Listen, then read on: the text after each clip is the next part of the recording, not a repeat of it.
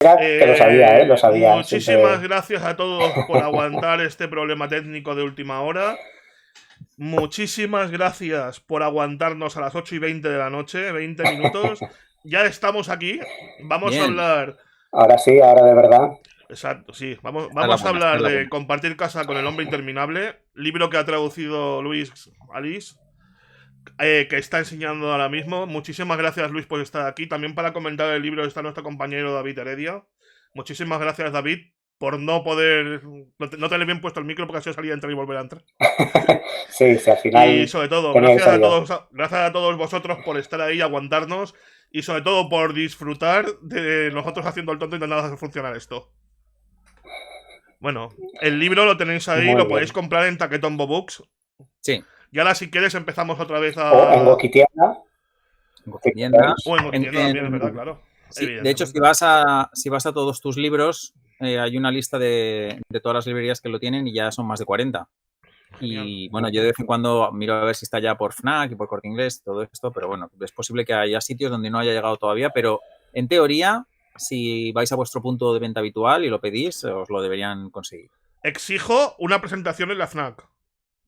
Mira, esa es otra cosa que ya estamos ahí moviendo hilos. Porque como Si el necesito- lanzamiento ha sido un poco un lanzamiento un poco soft, lo que llaman soft launch. Ujú. Entonces lo sacamos para el día 14 de febrero, para el Día de los Enamorados, porque nos queremos a este libro y claro, qué mejor día, ¿no? nos Y enamora.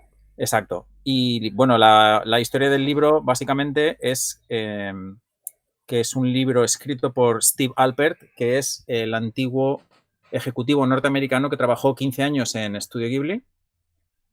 Y es un libro que cuando yo me enteré que existía, pues me entró por los ojos y por el corazón y me puse en contacto con la editora original en Estados Unidos, que es Stonebridge Press, que es una editorial de San Francisco, está especializada en cultura asiática.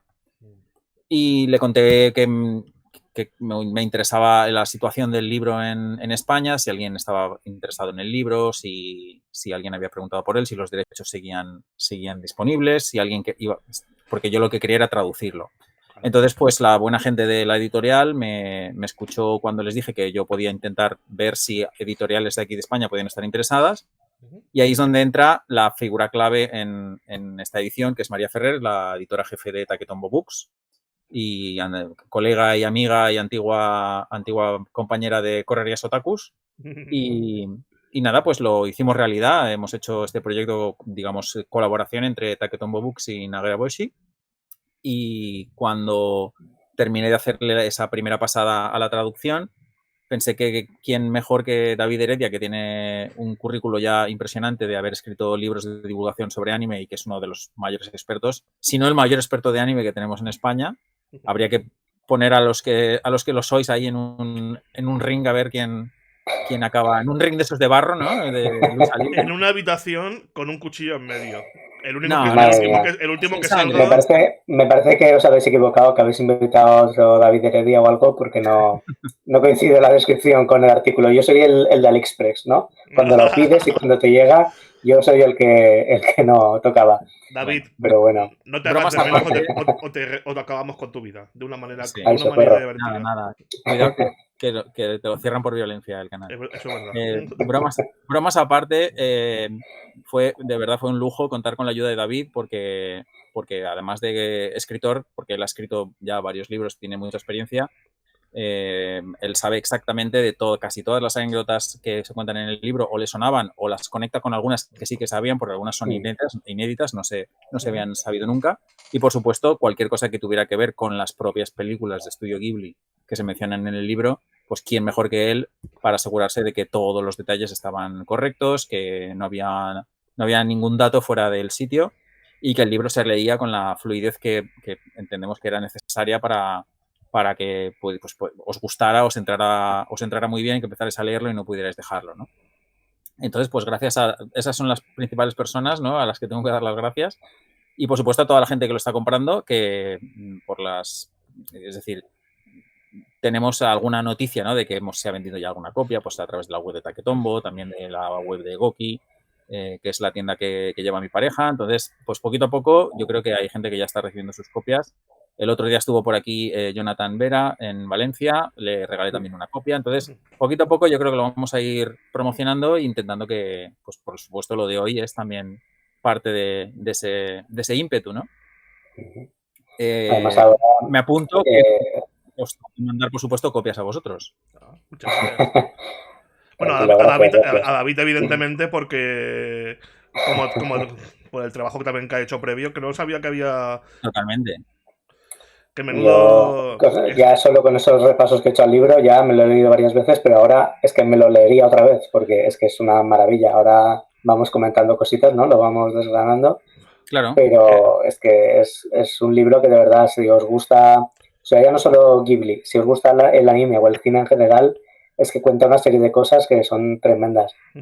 Sí. Y vale la pena ver lo que cuenta este hombre, ¿no? La experiencia que ha tenido ahí dentro del estudio tanto tiempo. Porque ha sido el único extranjero en trabajar en el estudio Ghibli, ¿no?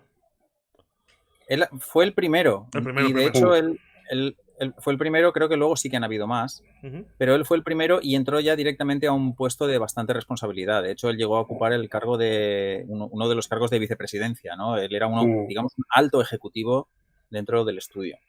Y era pues un poco, en todo lo relacionado con el extranjero, era la mano derecha de Toshio Suzuki, el director del estudio, ¿no? El productor de todas las películas de Ghibli. Entonces, de hecho, algunas de las anécdotas más bonitas del libro son cómo fue un poco el pupilaje, ¿no? de Steve Alpert, el autor, trabajando con Toshio Suzuki, que le explicó pues, todos los entresijos de los políticos internos de la empresa madre, Tokuma Shoten, de cómo se hacen cómo funciona el negocio del cine en Japón, cómo se promociona o incluso las ideas innovadoras que tenía Toshio Suzuki acerca de cómo se tenía que digamos, promocionar una película en Japón, ¿no? El libro está, es que podríamos estar horas, ¿no? Entonces, si queréis, no sé si quieres, Juan Carlos, porque nos podemos, con una anécdota podemos estar media hora. Entonces, no sé si quieres, Juan Carlos, ir lanzando preguntillas, ¿no? Sí, no, la idea es eso, entre David y yo, ir lanzándote pullitas y que tú nos lo vayas contando. Y sobre todo, hay una cosa que también quería comentar, que antes lo has dicho, lo que pasa que no sé si la habrán escuchado. Evidentemente, invitamos a también a María para en un futuro también que hable también de la producción también y claro, del libro, y así le damos también un poco más de vuelo, o sea, que a ver si la gente lo conoce un poquito más. Sí. Bueno, si no te aburrimos a ti, Juan Carlos, y a tu audiencia, pues oye, nosotros, si queréis, hacemos un programa semanal de compartir cosas interminables. Yo lo que me pregunto es una cosa: ¿cuántos de los que estáis en el chat os gusta Ghibli? Nadie, en verdad. Nadie ha contestado. Seguro. Son todos haters de Ghibli que han venido aquí a ver. Sí, bueno, el único hater de Ghibli que de aquí soy yo, ¿eh? Es broma. Vale, pues empieza con las preguntas bordes, cuando quieras. No, bordes ninguna. Sí. Lo único que pasa es que hablar directamente con la editora, ¿ha sido difícil traerte el libro a España? Mira, está muy bien que me hagas esta pregunta, y perdona por la frase cliché, porque me has recordado que por supuesto, David, María, tengo que dar las gracias a Nuria Molinés, que es una prestigiosa traductora literaria que tenemos aquí en España y que también está aquí ella vive aquí también en Valencia, y que fue ella quien me orientó sobre la forma de cómo poder hacer realidad uno de estos proyectos. Y es un consejo que ella da. Ella es divulgadora también de traducción, con lo cual pues enseña en diferentes centros educativos, en universidades y también en posponencias, etcétera. Y una de las cosas que ella comenta es que quien quiere trabajar como traductor literario, lo que tiene que hacer es involucrarse en la tarea editorial, en la tarea literaria. Entonces, ayudar a los editores mostrando interés por algún título en concreto. Entonces, yo seguí casi a rajatabla los pasos que ella me había indicado, de que es mucho más sencillo conseguir un encargo de traducción o involucrarse en un proyecto de traducción literaria si tú te involucras en el proceso y le cuentas al editor que hay un libro que te encanta, que crees que le puede encajar porque ya conoces a esa editorial. Claro. Entonces yo pues me apunté aquella chuleta, me la apunté, me la estudié muy bien y la ejecuté lo mejor que pude, y la verdad es que pues fue el primer tiro, o sea, no al primer tiro, por supuesto, hubo que negociar los derechos y bastantes más cosas, pero sinceramente es la primera vez que yo intentaba acercarme tanto a una editorial extranjera para decir que estaba interesado en traducir su libro, como a una editorial española diciendo que yo estaba interesado en traducir ese libro y que a ver si se podía editar. Y ha funcionado y esa es la suerte que hemos tenido. Y la verdad es que es sobre todo gracias a Nuria, o sea que le doy el saludo desde aquí. Me emociona mucho que cuentes esto porque yo también he intentado alguna vez esto de a ver si hay forma de que saquen un libro que no está aquí, ¿no? Y enviar el proyecto y tal. Y bueno, nunca he sabido cómo acababa esa historia, ¿no? Entonces digo, igual era un mito, ¿no? Esto de enviar así los proyectos a ver si mito, puedes lo que colar. pasa es que has visto que cuando realmente la persona que lo intenta sí que es una... O sea, tiene Sí, también sí, un sí. respaldo Hombre, editorial. Luis además es que tiene aquí peso en el tema, ¿no? Entonces Y te hablas controla mucho la mejor, traducción. ¿no? Cómo podía salir esto. Bueno, A ver, suerte por supuesto hace falta porque sí. incluso Michael Jordan necesitaba suerte para meter las canastas.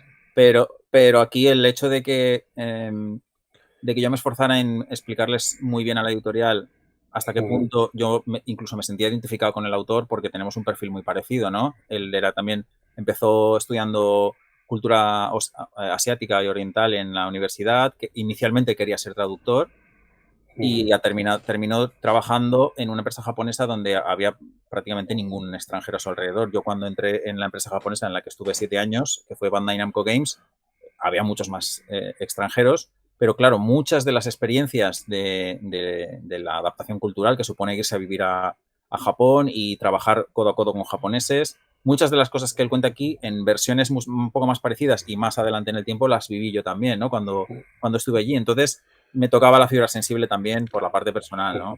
Entonces quizá yo quiero pensar que a lo mejor conseguí comunicarle eso bien al editor. Y entre eso y el perfil tan interesante que tiene Attack Tombo Books, ¿no? Pues creo que una editorial especializada en tema asiático a la que un traductor muy, muy interesado en el tema asiático y japonés le pone en contacto con otra editorial española especializada en el tema asiático, digamos que fue un poco... Supongo que hubo una buena vibración ahí también. Sí, es que además, siendo algo relacionado con Ghibli y siendo tú uno de los traductores estrella de animación japonesa en España, pues yo creo que estaba claro que o lo hacías tú o difícil. Bueno, yo estrella no sé si soy, yo he tenido suerte de trabajar en series que luego se han convertido en éxito. Eso sí que vamos, lo agradezco, ¿no? Sí. Estrella, por ejemplo, yo antes pongo a gente como, por ejemplo, María Ferrer, que tradujo Akira, por ejemplo, y estas súper mega clásicos del anime. El día que me toque a mí traducir uno de esos, o que me dejen traducir la trilogía de Gundam o alguna cosa de esas, entonces ya, si queréis, me llamáis Estrella. Todo llegará. Todo llegará. Algo incunable de eso. Sí, bueno, una cosa que hay que decirlo. También que cuando hemos preguntado antes a quién le gusta Ghibli, la CEN98 ha dicho, yo he venido aquí a que hable de su libro. Que quede claro. Muy bien. La Liki ha dicho que, ¿vale? Katkosa ha dicho que le gusta Ghibli. Ana Slump ha dicho, si llevo tatuado a Ponyo, es que me gusta Ghibli. Claro. Y aceptamos barco. Y luego Freddy nos ha dicho que dice que hay mejores hay mejores estudios, pero sería una tontería decir que no me gusta. Sus directores son unos pedazos de profesionales, evidentemente. O sea, decir que Takahata es malo hasta para mí, decir eso. Es malo hasta para mí. Sí. Y luego Ana nos ha dicho que entiendo que tiene que ser algo concreto que te llame la atención para que quien quiera sacar un proyecto así, que una editorial como esta te diga que sí. O sea, que debe ser emocionante. Vamos. Sí, de hecho, cuando vi que me dijo, vale, pues pasad una oferta, porque claro, cuando una editorial está abierta a que les hagas una oferta, ahí ya casi tienes un pie dentro. Por lo menos eso es lo que yo me imaginé. Sí. Ahí ya ya empecé como a emocionarme en plan de, ostras, ¿qué va a pasar, no? Sí. Y cuando finalmente, porque hubo un periodo de tiempo en el que yo entiendo que también escucharon ofertas de otras editoriales españolas que estaban interesadas. De hecho, si no lo estoy diciendo mal, me parece que fue Odaiba Ediciones, que lo comentaron en un directo, ¿no? Que ellos también estaban interesados en este libro y que finalmente, pues, Stonebridge decidió confiar en Taketombo y en Nagareboshi. Entonces, pues, por lo menos lo importante es que alguien lo saque, ¿no? Era un libro que creo que era esencial. Es posible que sea de las primeras, si no la primera, memoria. No sé si estoy diciéndolo bien. Sí, memoria empresarial relacionada con anime que se publica en España, ¿no? Yo creo que no había ni un libro similar. Sí. Porque ha habido alguna biografía o algún libro más centrado, ¿no? Pero así como este de Albert, que cuenta él mismo las experiencias que tuvo y eso es la primera vez. Y claro, yo esto lo veo como un hito muy importante porque espero que esto también abra un poco la puerta a que lleguen más de este tipo, si puede ser. Y encima de un occidental, totalmente. O sea, que también es interesantísimo. Si lo piensas un poco, ¿no? O sea, es que abre muchos puntos que realmente no hemos tenido hasta ahora. Y eso es muy, muy interesante. Claro. Yo creo que, por supuesto, el trabajo teórico, porque ya sabemos que se han publicado bastantes libros sobre Ghibli en España, de gente, pues se me ocurre Laura Díaz Mejías. O Laura Montero, por ejemplo. Laura Montero Plata. Es decir, hay Raúl ya Fortes. Gente... Exacto. Raúl Fortes, de aquí también, que también está aquí en la Universidad de Valencia. Sí. Hay muchos expertos en cultura japonesa que creo que hasta cierto punto se han podido llegar a convertir en expertos por el amor a Ghibli, ¿no? Porque han conocido... Ghibli ha sido un poco la puerta que les ha llevado a Japón. Sí. Y eso, yo creo que eso se refleja en la cantidad de libros escritos con una gran pasión, un gran amor de teóricos y ensayistas que han hecho grandes trabajos. Pero claro, esto es lo que, como se dice en inglés, ¿no? From the horse's mouth, ¿no? Directamente de los autores implicados, de las personas que estaban ahí al pie del cañón. O sea, mejor que esto hubiera sido, solo hubiera podido ser unas memorias, digamos, artísticas o profesionales de gente pues como Takahata o Miyazaki. Claro, ¿no? Los propios directores. Pero el valor añadido de esto es que lo hace un occidental, con lo cual nos aporta también esa visión occidental de cómo ve una persona cinéfila y aficionada a la cultura que tiene el privilegio de estar ahí metido en el ajo, trabajando todos los días codo con los mayores genios de la animación japonesa y durante un periodo de tiempo pues bastante largo, ¿no? Sí. Además, desde la complicidad, ¿no? De siendo occidental, sabe que no todo su público va a conocer esas cosas. Entonces, como que se expresa de forma muy, muy sencilla para que la gente pueda entender el contexto y qué es lo que está pasando ahí dentro, ¿no? Que muchas veces en estudios ya como quedamos por sentado que la gente conoce el tema, pero Albert se preocupa, ¿no? De que la gente que esté leyendo entienda muy bien cómo funciona todo ese tema, ¿no? Para la gente que no está tan acostumbrada a la forma de funcionar de los asiáticos. Sí, es que además la forma de trabajar japonesa es bastante diferente a la española. Y más en esa época, en los 90, ¿no? Y los 2000, ahí hay un salto también. Claro. Sí, creo que es interesante mencionarlo para quienes nos escuchan o que nos vayan a ver luego por YouTube o por donde sea, que no se trata de un libro para gente que ya conoce Japón o que ya conoce la industria del anime o incluso que ya ha visto películas de Ghibli. Es un libro que cualquier persona interesada en la cultura asiática en general, pero que no conoce prácticamente nada, o una persona cinéfila a la que le gusta el cine y quiere conocer cosas relacionadas con el cine, más concretamente cine asiático de animación, pero no limitado, ¿no? Porque ya sabemos, y se describe en el libro, que Tokuma Shoten, la empresa matriz de Ghibli, se dedicaba a prácticamente todos los campos de la cultura. Tenían discográfica, tenían editorial, tenían empresa de publicación de cine, de imagen real, cine occidental, cine asiático, tenían prácticamente de todo, ¿no? Entonces, es un libro que yo creo que le puede interesar a casi cualquier persona con algún interés en la cultura en general, no solo anime o Japón o cine, ¿no? No, incluso para gente que quiera simplemente trabajar en Japón y que sepa realmente a lo que tiene que hacer cuando vas a trabajar con japoneses es importante. O sea, yo creo que puede ser... Yo creo que hay algunas, si queréis podemos comentar alguna cosa. Podemos ir mencionando, pues por ejemplo, el índice, ¿no? Si queréis vamos viendo los diferentes capítulos que hay. El libro tiene 12 capítulos y en el primero él habla de su primera época, cuando él fichó por Tokuma Shoten y conoció tanto al presidente Yasuyoshi Tokuma, que fue pues uno de los empresarios relacionados con la cultura más importantes de la historia de Japón, ¿vale? Y cómo pues le hicieron tanto como, digamos, él le sirvió como figura inspiradora y cómo fue su pupilaje, ¿no? El estar trabajando, aprendiendo cómo funciona el trabajo en la empresa japonesa directamente con Toshio Suzuki, ¿no? Eso es un poco hay muchas más cosas, ¿no? Pues hay todo tipo de anécdotas acerca de cómo es la interacción de un occidental en una empresa japonesa, cómo se trabaja en la empresa japonesa, ¿no? Claro. Aquí se cuentan cosas como el famoso concepto del nemawashi, ¿no? El asunto de que cuando se hace una reunión oficial, en realidad las personas que tienen que tomar la decisión ya la han tomado antes, Ya ¿no? la han tomado. En la cafetería, en la sala de fumar o en el bar de la esquina, ¿no? Eso es muy interesante. Y, pues, por ejemplo, luego tenemos el capítulo 2, en el que se menciona cómo fue el tema de llevar a Ghibli al siguiente nivel con La princesa Mononoke, que fue el largometraje que lo empezó todo, en el sentido de que fue el primer largometraje que Disney, ¿no? El famoso contrato de distribución entre Ghibli y Disney fue el primer largometraje, ¿no? que se adaptó al inglés con todos los estándares de calidad que Disney quería. Que esto, perdona que te corte, pero sí. esto no lo hemos mencionado, que Albert tenía experiencia en Disney y entonces es cuando pasó a Ghibli, ¿no? Entonces, esa relación entre las dos empresas también es como que protagoniza una parte importante del libro, y también si hablamos de que es un libro sobre Ghibli, también tenemos que hablar que es un libro sobre Disney, ¿no? De Totalmente. cómo hace esas políticas. Entonces también es muy interesante si la gente le gusta a la empresa, bueno, Disney, ¿no? De cómo funciona, ¿no? A nivel internacional, también es muy interesante ver todo ese tipo de anécdotas. Sí, una cosa. Ana nos ha dicho que desde Asia se debe agradecer mucho el interés y el trabajo por un occidental, por un trabajo culturalmente no propio.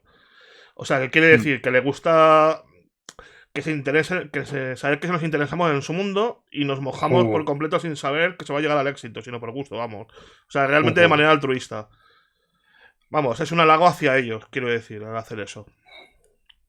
Bueno, ellos yo creo que ya habían, sobre todo, y creo, si no me equivoco, estábamos en lo que es la vanguardia de la visión global del anime para el mundo. Claro. Es decir, fueron ellos, fueron Takahata y Miyazaki, quienes ya trabajando con Zuiyo, ¿no? En los años 70, concibieron, por supuesto, no era un trabajo en el que sobre todo era más visión de los productores, ¿no? Pero la ejecución de proyectos como Heidi o Marco, en el que dijeron, no, vamos a coger éxitos de la literatura europea que resuenen con el público occidental y que puedan convertirse en éxitos por toda Europa y en Estados Unidos, por ejemplo, y los vamos a animar a nuestra manera, ¿no?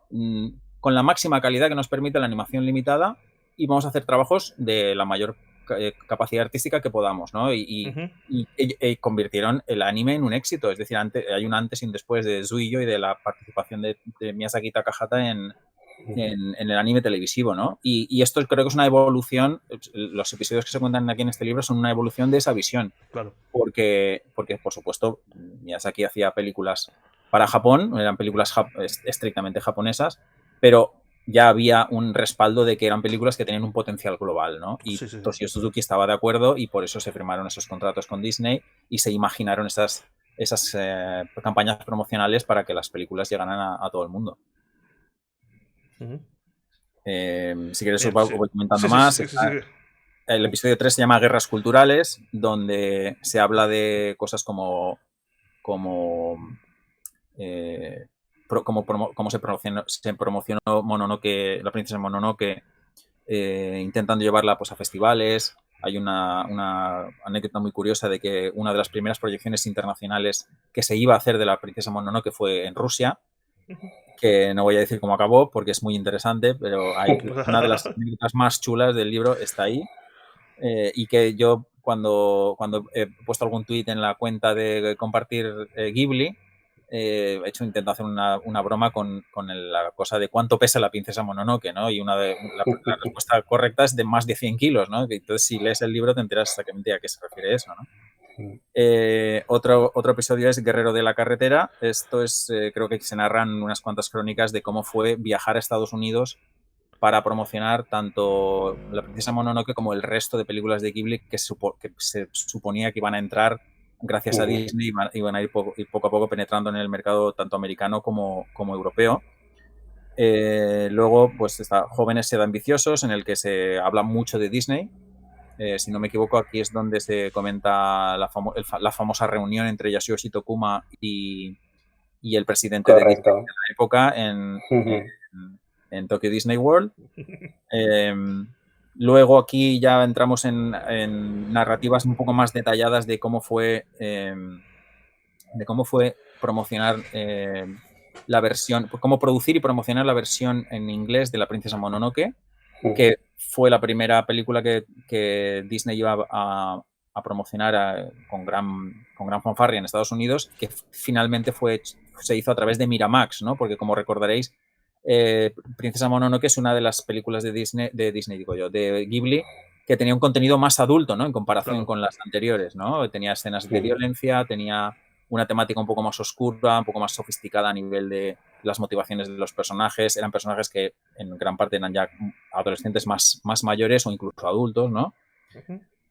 Y claro, aquí, si hablamos de Miramax, en la época de los 90 o en el cambio de milenio, tenemos que hablar de forma impepinable de Harvey Weinstein, ¿no? El inefable y malogrado ya, ¿no? Antiguo malogrado, sobre todo. Malogrado. Por los casos de acoso sexual y de violación, ¿no? Lamentablemente, pues aquí no hay, perdonad que no hay salseo de ese tipo, pero sí que hay descripciones del personaje que yo creo que conectan, ¿no? Con esa... Pero Alpert sí que lo comenta en algún momento, de decir, bueno, y esta persona al final, pues, acaba de esta manera, ¿no? Entonces, para que tengas un poco también la perspectiva de cómo es esa relación y cómo llega, ¿no? Sí, y pues es buen escritor, no es impepinable, o sea, ya no es solo el interés de la anécdota, sino lo bien contada que está. Las descripciones que hace Alpert por ejemplo, de Harvey Weinstein, ¿no? Fijándose en algunos aspectos grotescos de su persona, son realmente interesantes de leer. Más capítulos, pues por ejemplo, la parte asiática, ¿no? Porque al ser Tokuma una empresa japonesa con un presidente que era más bien de corte, digamos, tradicional o incluso de derechas, por decirlo así, ¿no? El puesto de conservador, ¿no? Conservador, sí, conservador, gracias. Mejor. Es la palabra exacta, porque él tenía todavía una visión bastante romántica de la esfera de prosperidad común asiática, ¿no? Que era un poco una de las ideas por las que Japón intentó, digamos, ir medrando en la invasión, ¿no? Que lamentablemente intentó hacer en varios países en la Segunda Guerra Mundial. Entonces, pues, una de las cosas más interesantes que cuenta aquí Alpert es que en lugar de dejarle a Disney que se encargara de la distribución de las películas de Ghibli en Asia, que hubiera sido la forma más inteligente porque tenían mucha más experiencia, pues el señor Tokuma dijo que no, que cómo voy a dejar yo a una empresa americana que me distribuyan a mí las películas japonesas en los países vecinos asiáticos, ¿no? Entonces, el episodio 7, que es uno de los más chulos uno de los en los que yo más he aprendido, porque algunas de las partes del tema producción de anime, etcétera, son más conocidas para la gente otaku. Claro. Estos temas de interés puramente profesional y profesional de lo que cuesta promocionar productos culturales en China, por ejemplo, donde han tenido problemas de copyright muy grandes durante mucho tiempo, son realmente fascinantes. Siguiendo, porque para no destriparos mucho, ¿no? Tenemos el episodio 8, El viaje de Chihiro. Aquí hablan sobre todo de cómo fue, cómo estaba el mundo en la época en la que esta película pues llegó a triunfar y eventualmente recibió de esos premios internacionales que ganó, el Oso de Oro, el Oscar, etcétera. Y el siguiente son Entresijos, acerca de la distribución de películas en Europa, ¿no? Hay un capítulo muy bueno en el que Alpert pues visita Cannes, el famoso mercado del cine, y realmente, o sea, hay momentos absolutamente deliciosos. Uno de ellos, lo recordarás, David, cuando está en la pensión esta de playa barata.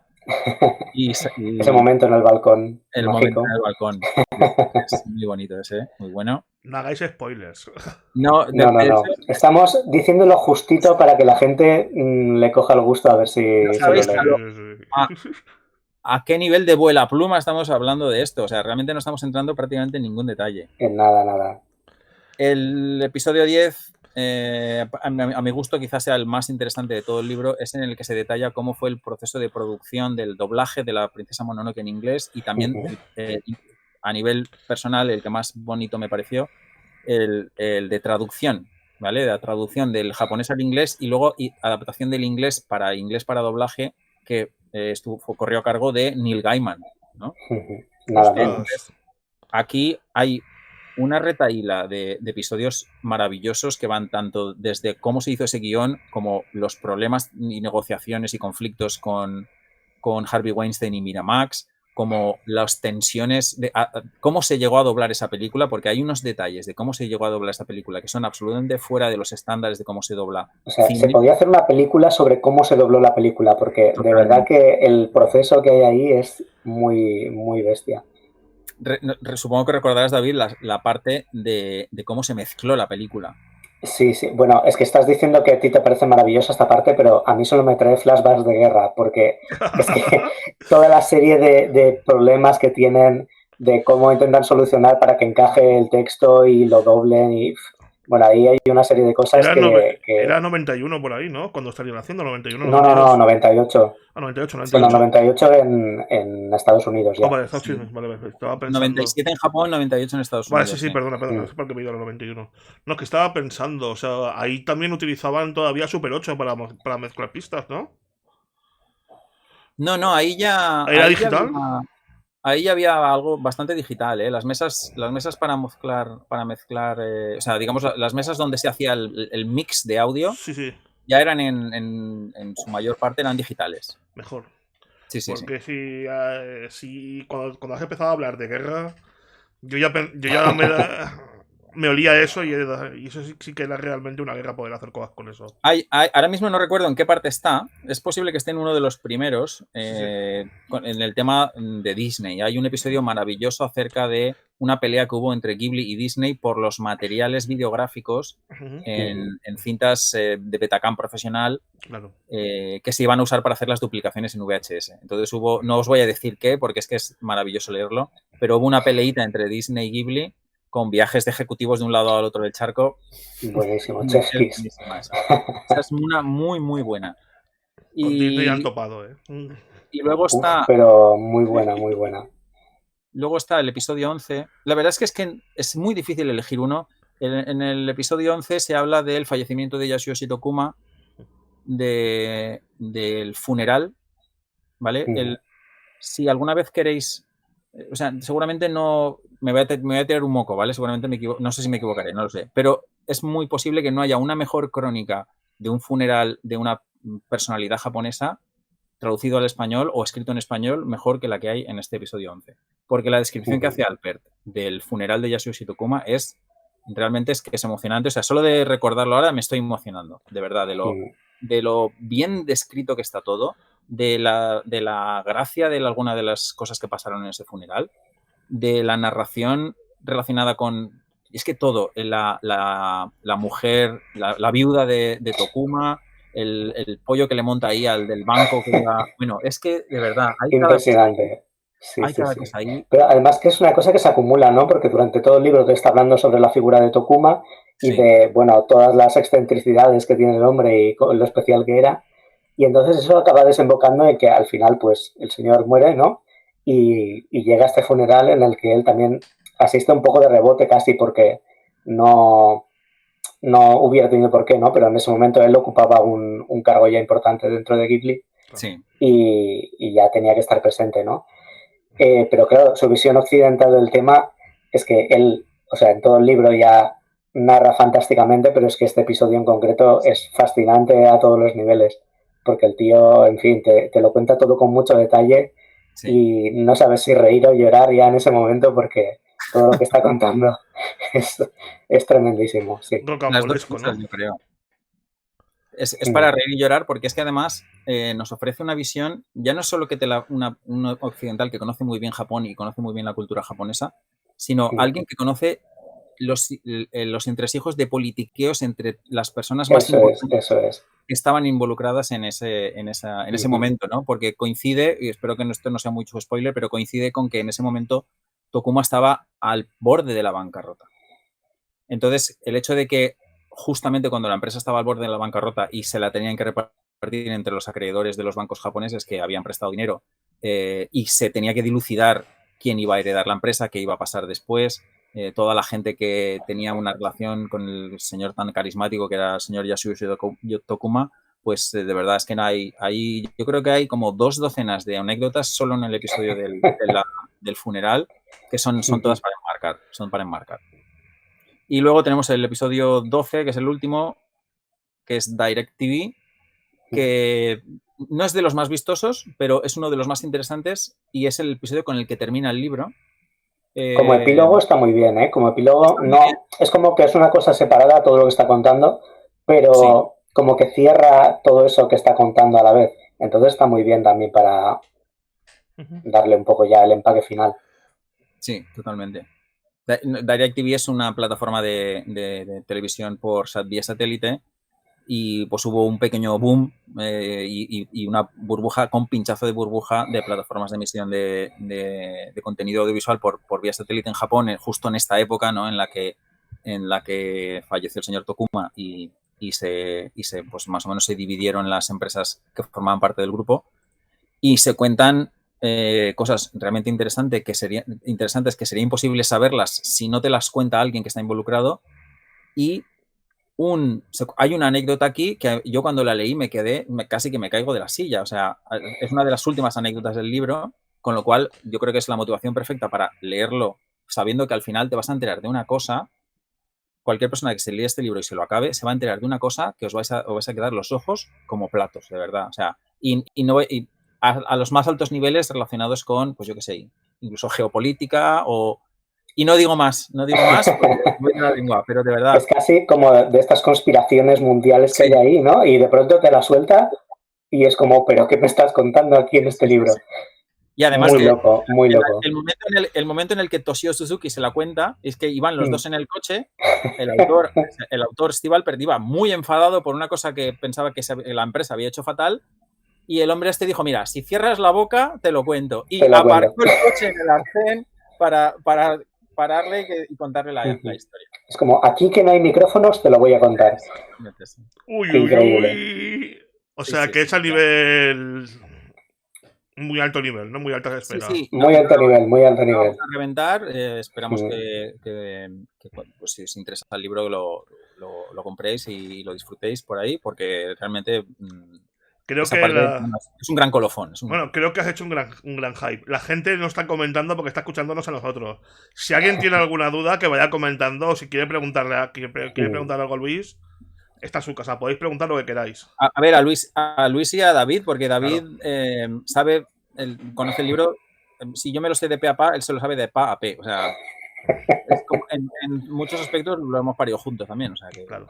Bueno, aquí tengo que decir yo un comentario y es que si Alpert tiene una relación, bueno, es que me encanta, estoy enamorado de este hombre porque de verdad que es delicioso la forma en que cuenta las cosas, ya no solo lo interesante que es, ¿no? Porque todas las cosas que está contando, incluso si estás ya metido en el tema, te fascina, ¿no? Todo lo que está diciendo. Sí. Pero él mismo como escritor, narrador de todo eso que está diciendo, es que tiene una maestría tremenda para contarte todo eso con gracia, ¿no? Porque podían ser anécdotas así sueltas que están bien y ya está, pero el tío sabe hilarlo, sabe cómo contarte las cosas y entonces eso pues como que aporta muchísimo, ¿no? A la lectura.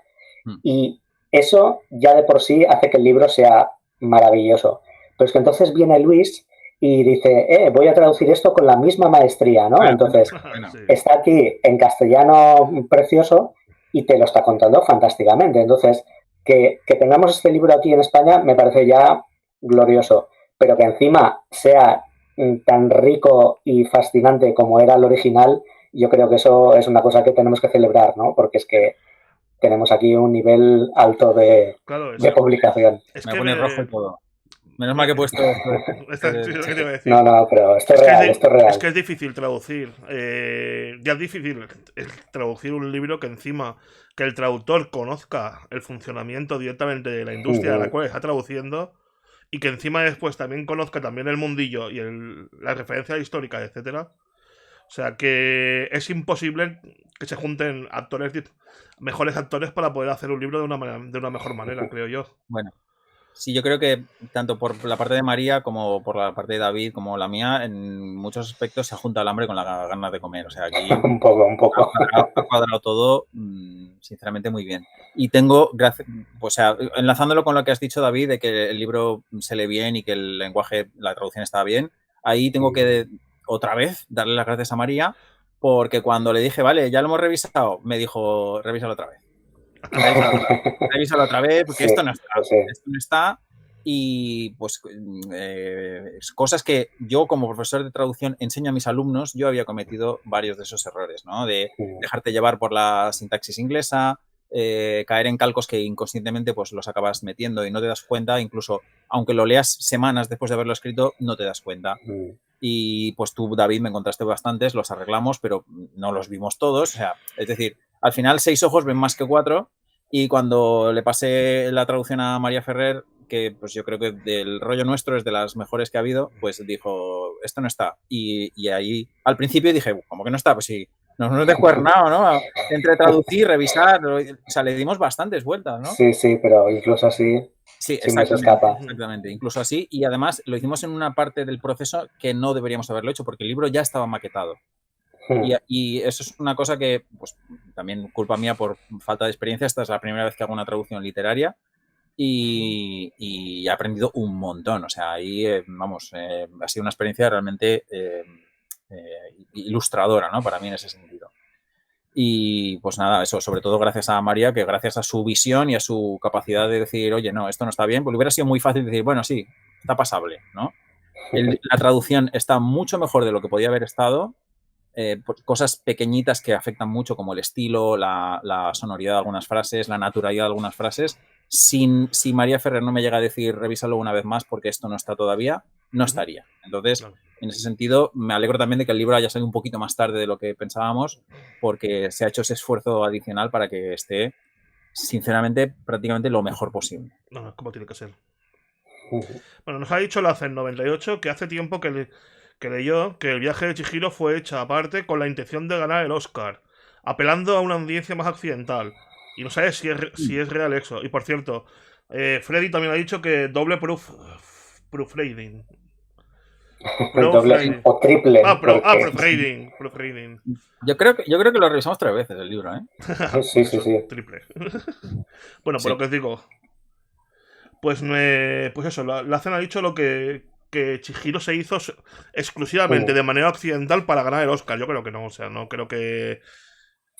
Cuéntales, David, cuéntales. Se ha mordido la lengua. Es que sale en el libro esto. Sí, todo esto lo cuenta muy bien. Yo creo que intenta contar sin destripar mucho, pero sí, a ver, es que claro, siendo todo lo ambiguo posible, sí y no, ¿no? Porque es verdad que había una visión internacional y al hacer esta película ya tenían la experiencia con Miramax y ya sabían que podían apelar a un público más grande, pero ellos a la vez no piensan en eso. Entonces, ahí hay como una pequeña lucha de intereses de lo que ellos como artistas pretenden hacer y lo que como cineastas intentan vender, ¿no? Entonces, en el libro se explica todo con mucho detalle, ¿no? Este tema. Pero básicamente, si la pregunta es si esto se hizo 100% para ganar un Oscar, la respuesta es que no, ¿no? Porque ellos no están pensando en eso. De hecho, aquí es donde me muerdo la lengua. De hecho, pasa algo que les sorprende en todo este tema, ¿no? Entonces, ya aquí solo podemos recomendar que lean el libro y se enteren de primera mano. Digámoslo así, si os parece, hay anécdotas en el libro que no dejan ningún tipo de lugar a dudas de que la película tenía toda la pinta de que iba a ser casi como un fracaso, ¿no? A nivel de la capacidad de ser vendida por Disney en todo el mundo como la película de animación que todo el mundo, digamos, civilizado tiene que ir al cine a ver, ¿no? Claro.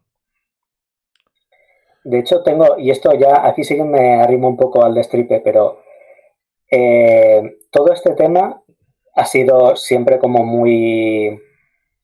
es un tema que siempre se ha debatido, ¿no? Esto del Oscar de Chihiro, que sí es increíble, ¿no? Porque es la única película de animación japonesa que ha conseguido el Oscar y que cuánto hizo Disney para que fuera así o cuánto tuvo de éxito de verdad para que se empujara hasta que llegara, ¿no? Entonces, como ahí detrás hay una serie de conspiraciones y de cosas, ¿no? Que siempre han volado alrededor. Sí. Y me parece muy interesante, ¿no? Porque el tema de los Oscar, pues, da mucho que debatir siempre de por qué sí o por qué no. Sí. Y leyendo este libro se me han despejado muchas incógnitas. Obviamente es imposible saber realmente qué ha pasado ahí, pero ya tengo como una convicción, ¿no? de este tema. Y es que Chihiro, el viaje de Chihiro es el Alberto Casero del cine de animación en los Oscars. O sea, creo que ha habido una serie de casualidades tan absurdas que han llevado a eso que nadie absolutamente podía saber si sí o si no hasta ese momento en que se dijo, ¿no? Entonces, en el libro podéis ver las pistas de todo este proceso. Sí. Pero aquí dejo yo mi... De todas maneras, con todo lo que habéis hablado hasta ahora, o sea, sobre todo lo que has comentado antes, que ya en los finales de los 70, 80, la visión que se tenía era intentar internacionalizar el cine japonés, etcétera. Sí que se puede decir que Chihiro tenía una base hecha para exportarla afuera, en este caso, pero se hizo bien para contentar al público japonés, evidentemente. Yo creo que una cosa no quita la otra. O sea, no se hizo para ganar un premio. De hecho... Claro, esto es general con todos los estudios de animación y de videojuegos y cualquier tipo de producción de allí. O sea, ellos ni siquiera piensan en lo que va a pasar fuera, piensan en cómo van a vender el producto dentro. Claro, por supuesto. Y cómo va a gustar a la gente que tienen ahí, ¿no? Entonces luego ya se comerán la cabeza para venderlo fuera o no, pero a ellos les importa el público nacional. El impacto que va a tener, ¿no? Porque tampoco son tan conocedores de... Ahora sí, ¿no? Ahora más porque hay equipos especializados que les cuentan esas cosas. Pero, quiero decir, eso no es su mayor... O sea, la principal preocupación, de hecho, es poder acabar esa película o lo que sea a tiempo, porque siempre van con el agua al cuello. Y con vida. Y con vida también. Entonces, ya a partir de ahí, pues... Hay un aspecto, yo creo que puede ser una pista hacia dónde va ese zahorí, ¿no? De si se hacían las películas para que triunfaran en el extranjero o para que ganaran premios en el extranjero.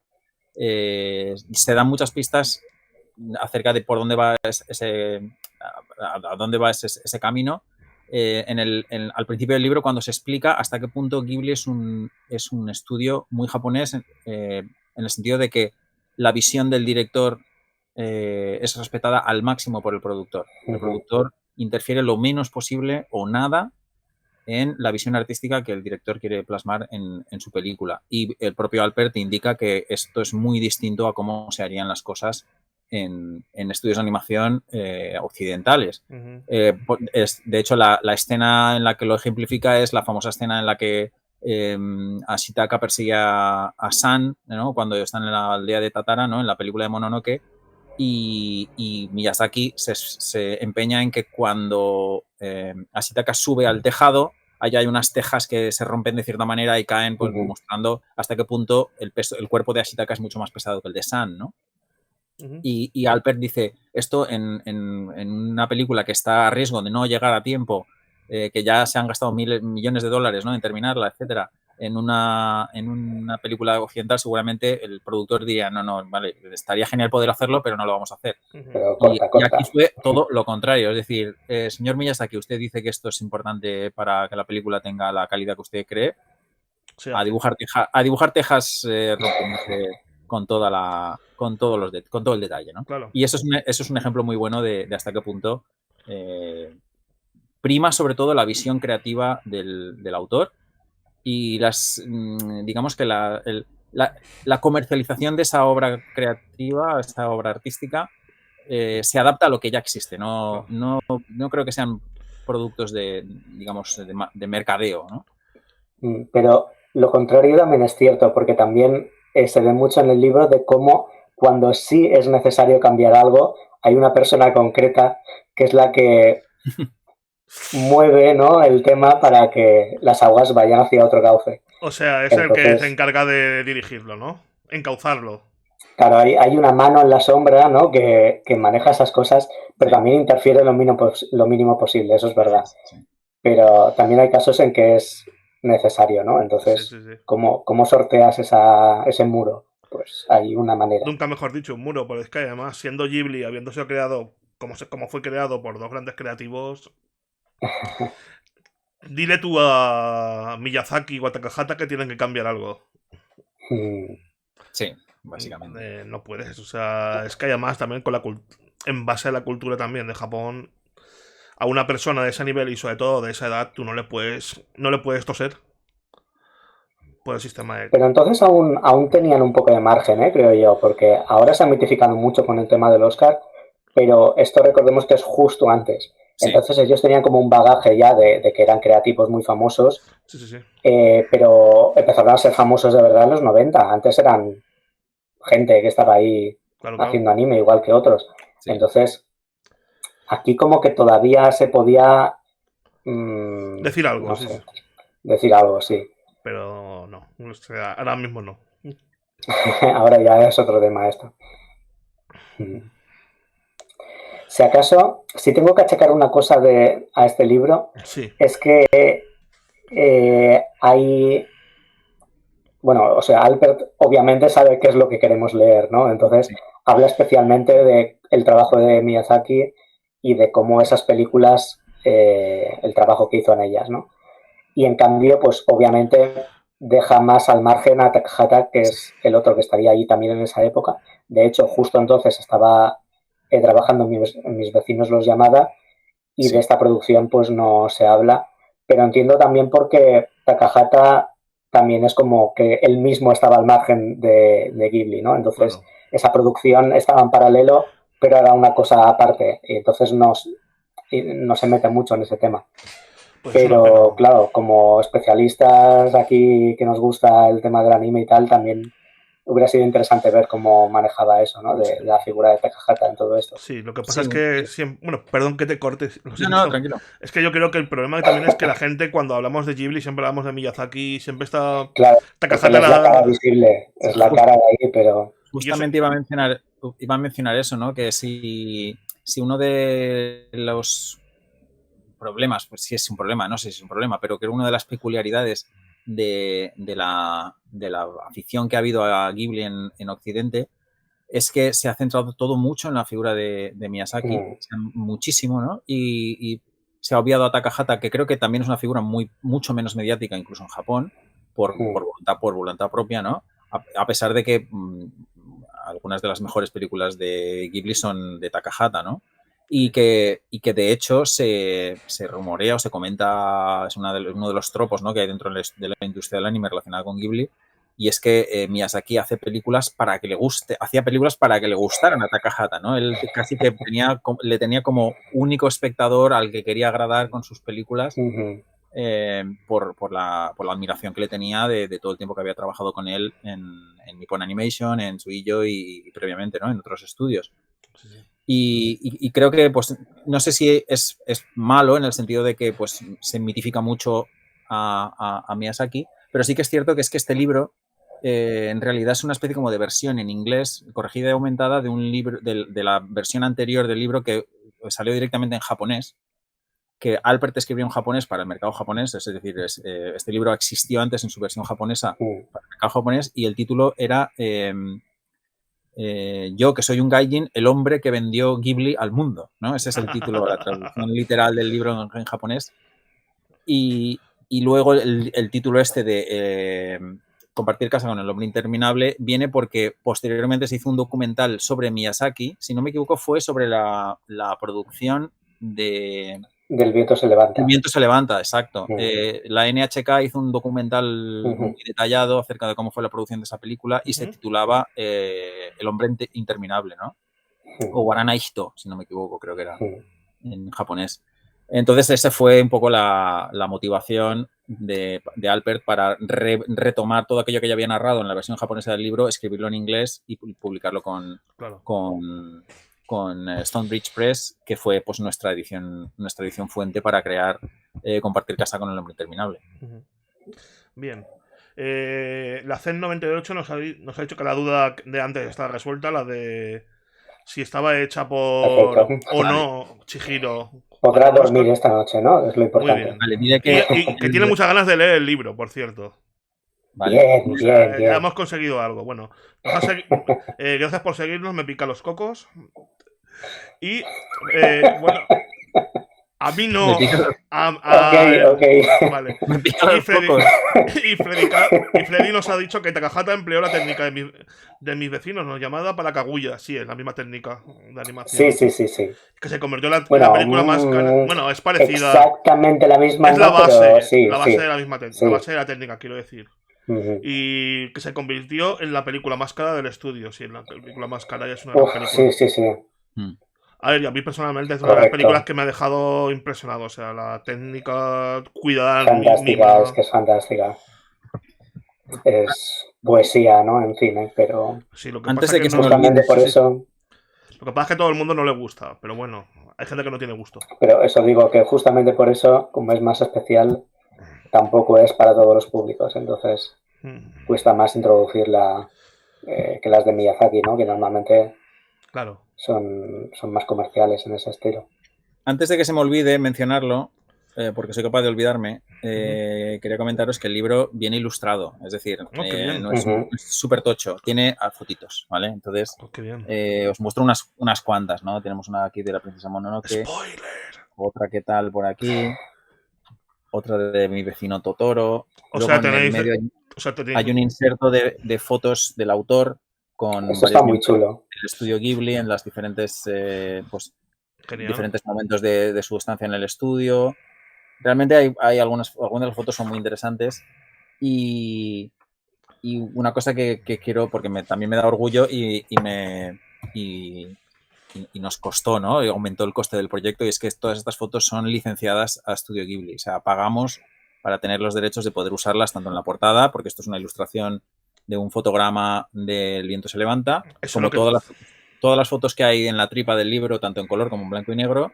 Es decir, dentro de nuestros modestos medios, pues nos hemos gastado un poco el dinero que pensábamos que el empaque y la enjundia que el libro necesitaba tener para que tuviera fotos en color, para que tuviera fotos oficiales, porque nos ofrecieron la posibilidad de no licenciar las fotos. Es decir, podríamos haber licenciado solo lo que es el texto de Alpert, pero pensábamos que siendo un libro que era un poco necesario, ¿no? en las bibliotecas de los cinéfilos y los amantes del anime y de la cultura japonesa, incluso empresarial también entre Occidente y Japón en España, pues que valía la pena, ¿no? Pues gastarnos un poquito más y poder tenerlo con estos añadidos, ¿no? Entonces, pues, por lo menos, si hay gente que, por ejemplo, no conoce Ghibli, va a poder pues tener una pequeña introducción a nivel de visualmente de qué tipo de películas estamos hablando, porque hay fotos oficiales en color de varias de las películas. Eso te lo quería preguntar, si realmente si también estaba ilustrado y si las ilustraciones eran licencias oficiales. Oh, pues genial. Sí, la verdad es que, pues, quiero decir, tanto María como yo estábamos de acuerdo en que era una cosa que había que hacer, ¿no? Fue un momento de esos de, pues, si hay que ir, se va, ¿no? Sí. Oye, pues, sinceramente, o sea, poca gente en España hacen ese tipo de cosas, o sea, buscar licencias, o sea, utilizar las licencias en libros bueno, en los de divulgación muchas veces sí que se esquivan ese tipo de licencias, ¿no?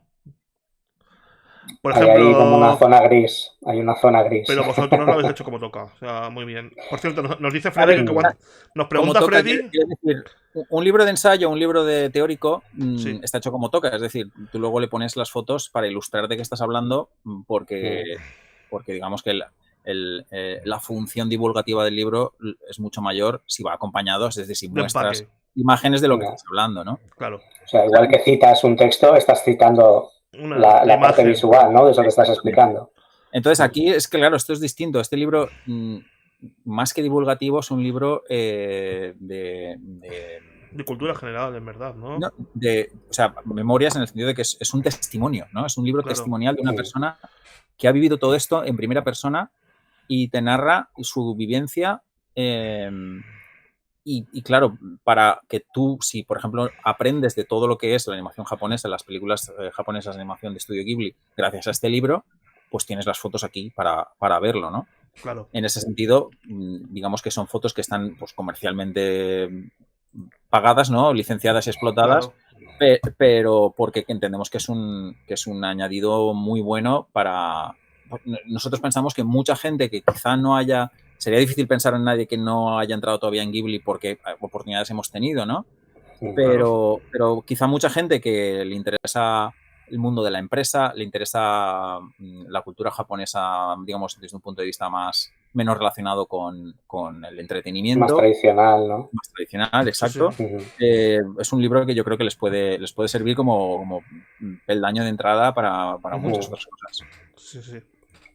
Bueno, incluso un poco también de esa visión de esa época concreta, ¿no? De los 90 y principios de los 2000, porque también a nivel de historia siempre se centra todo mucho más en época feudal o incluso de la Guerra Mundial, o ya directamente de todo el fenómeno pop, ¿no? Que hay ahora post-2000, pero como una visión así de un poco del Japón ese de los 90 tan aséptico, un poco también de cómo funcionaba todo muy la década a nivel perdida, empresarial.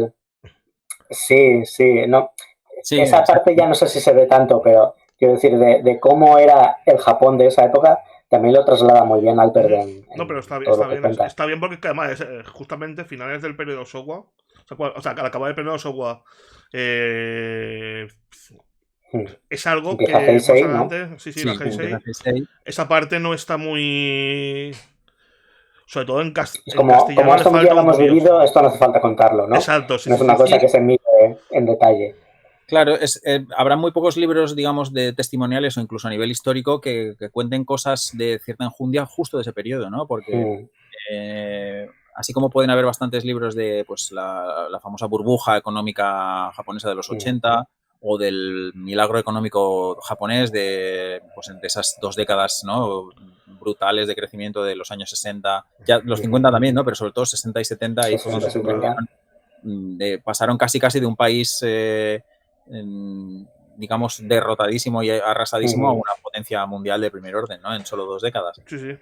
Todo eso está muy glosado, ¿no? Ahí yo creo que se ha escrito un montón y hay muchos expertos que conocen justamente de este periodo de tiempo. Igual no hay tantos libros o no hay tanta cosa. Claro, por eso mismo creo que es muy interesante. Por cierto, nos ha preguntado Freddy que cuántas veces se ha jubilado Hayao Miyazaki. Que si llevamos la cuenta. 4. Una por página del libro, por lo menos. En cada página hay un párrafo en que se jubila. Sí. Entonces. Sí, yo creo que ya llegado al punto en el que cuando dice que se jubila ya decimos, sí, claro, sí, venga, va. Sí. Venga. Hoy no, mañana no. Existe. Sí. Bueno, yo creo que... No, pero ya puede ser que hayan sido 4 veces ya, ¿eh? Lo que he dicho yo. Sí, 4 veces. Yo creo que 4 veces. Sí, 4 porque de veces. hecho, aquí en el libro hay momentos en los que alguien, estando en el extranjero, creo recordar que alguien le hace unas propuestas de vamos a hacer una película juntos y tal, y él te dice, no, si es que yo me quedan 4 ya días. Me lo dejo, sí. Hay alguna de esas aquí. Ana nos pregunta, la pregunta es en qué año no lo dice. Claro. Y más ahora con el parque de atracciones. Yo creo que de todas maneras el parque de atracciones él no dirige ni proyecto ni No, nada. pero esto me parece interesante también porque así como siempre está diciendo que se jubila y tal, lo del parque de atracciones me parece muy indicativo de la voluntad que tiene Ghibli como estudio o como empresa, mejor dicho. Porque ya son conscientes de que el señor pues tiene una edad, ¿no? Entonces no va a estar haciendo películas ya. Y entonces, ¿qué va a pasar con Ghibli? Porque la gente que podía hacer la sucesión, ¿no? Natural de pasar de un director estrella a otro, esa oportunidad se ha caído ya totalmente. Salvo que Hideaki no se encargue. Ay, pero... hará un Sin Nausicaa, pero ya más que eso ya no. Ya lo sé. Era por putearte un poco, ¿eh? Sí. Yo creo que el tema de la sucesión de Ghibli es apasionante, seguramente da para un libro entero, porque han sido ya muchos intentos y prácticamente todos han sido fallidos, ¿no? Fatal. La cosa pinta bastante negra, ¿no? En ese sentido. Entonces ahora es que lo del parque de atracciones es como que ya están pensando en dirigir que ya no va a ser un estudio, va a ser una marca. Entonces es como que están intentando empujar esa idea de que a partir de ahora, claro, ellos se han vendido como una empresa que hace cine y a partir de ahora será una empresa que hace marca. Y venderá productos de Ghibli y tendrá su parque de atracciones y básicamente quieren que sea el Walt Disney japonés. Entonces, a partir de aquí ya es difícil pensar si de verdad seguirá habiendo películas, ¿no? Después de Miyazaki o no. Es una pena. Pero bueno, de todas maneras, no hemos venido aquí a hablar de hemos venido a hablar del libro de Luis. Del futuro, ¿no? Pero hay que hablar del libro, es verdad. Sí. Si queréis que mencionemos algo acerca de personas que no nos esperábamos encontrar en el libro. Vale. Porque eso ha sido una cosa muy interesante. Sí. ¿Verdad? De gente, sobre todo en la parte de occidentales, ¿no? Porque voy a decir uno, ¿vale? Como mínimo yo digo uno y tú dices otro, David. Venga, a ver. A mí me sorprendió mucho encontrarme con un episodio en el que aparece... qué burro soy, se me ha ido el nombre. ¿Cómo se llama la actriz de Expediente X? No, mierda, estaba pensando eso mismo. Gillian Anderson. Gillian Anderson. Se acabo de decir yo también, hombre. Qué burro soy. Sí, yo también estaba pensando eso. Es que es una anécdota muy buena esa. Sí, Gillian Anderson fue una de las personas que puso voz a un personaje de la princesa Mononoke, ¿no? A Moro. A Moro. Moro. La diosa lobo, ¿no? De la película. Y hay una conversación buenísima, no la vamos a destripar, pero hay una conversación buenísima relacionada con el tipo de persona que había puesto voz al personaje de Moro en Japón y las implicaciones que podían haber relacionadas con ella y esa persona, ¿no? Sí. Sí, esa es una muy buena. Miedo me dais. Luego Harvey Weinstein, ¿no? Sale en varias ocasiones, ya lo hemos mencionado, pero no son anécdotas, pero no son... Hay una fuerte, ¿eh? No era Harvey Weinstein, ¿no? Era JOC, el famoso JOC que sale ahí, que es el mediador de Disney Miramax con ellos, que tiene una presencia bastante importante porque al final es el que está negociando. Te refieres al ejecutivo de Disney, ¿no? Sí. Vale, sí. Es que no me acuerdo ahora el nombre, mira que lo hemos leído a veces, ¿no? Pero como siempre lo menciona con las siglas porque es más corto. Y si no me equivoco era Michael O. Johnson, ¿no? MOJ, ¿puede ser? Igual me estoy liando yo con las siglas, por eso no me sale el nombre. Sí, Michael O. Johnson, es verdad. Correcto.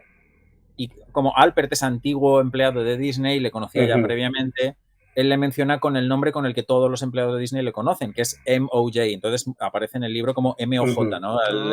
Se le refiere constantemente como MOJ. ¡Qué listo! Entonces, él y Weinstein tienen ahí una serie de anécdotas, ¿no? Y hay un momento de calentarse totalmente, que se pone tensa la cosa, ¿no? Y ese episodio es duro de leer porque dices, ostras, es que ese mundillo, parte, ¿no? De la producción y distribución a veces es un poco duro, ¿eh?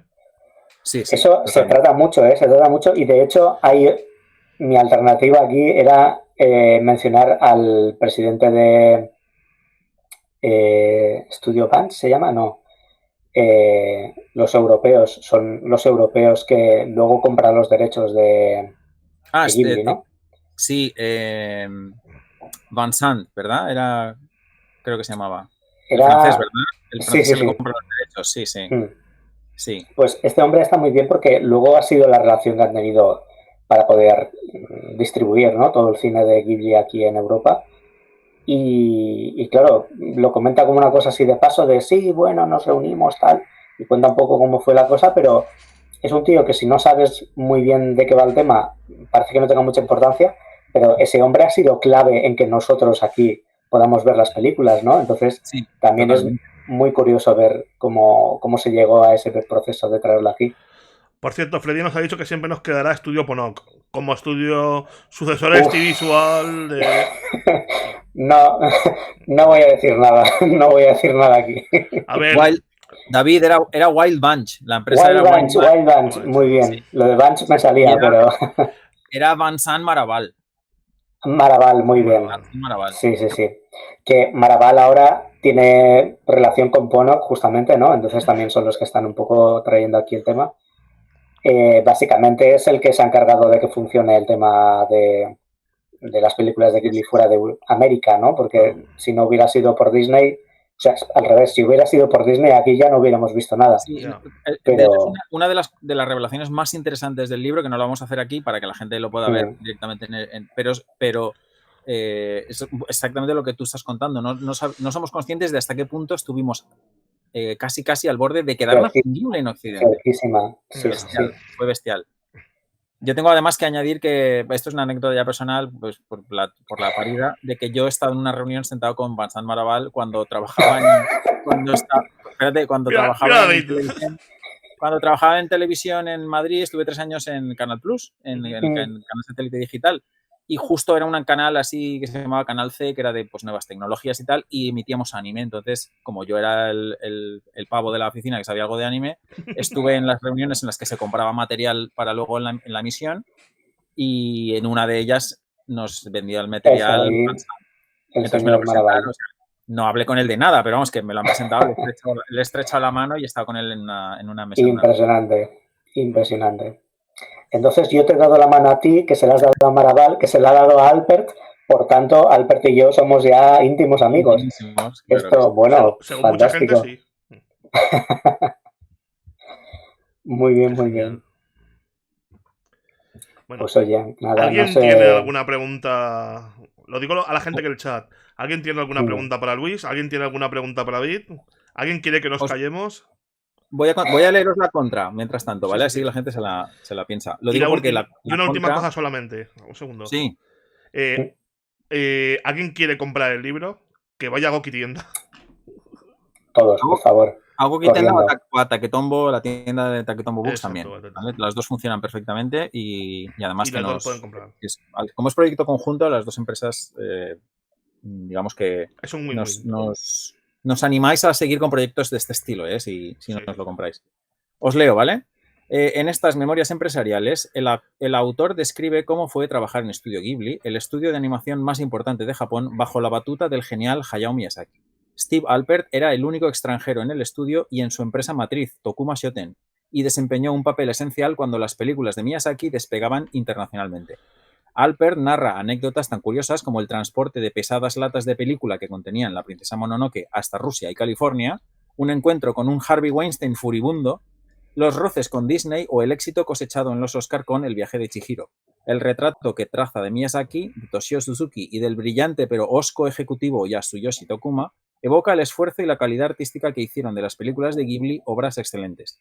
Como único gaijin en una empresa japonesa muy exigente, Alpert tuvo que enfrentarse a las barreras del idioma y la cultura. Este libro no lo podría haber escrito nadie más que él. Steve Alpert habla japonés y chino con fluidez, tras haber vivido durante más de 35 años en Tokio, Kioto y Taipei, y durante 15 años fue el ejecutivo senior en Estudio Ghibli. Vive en New Haven, Connecticut.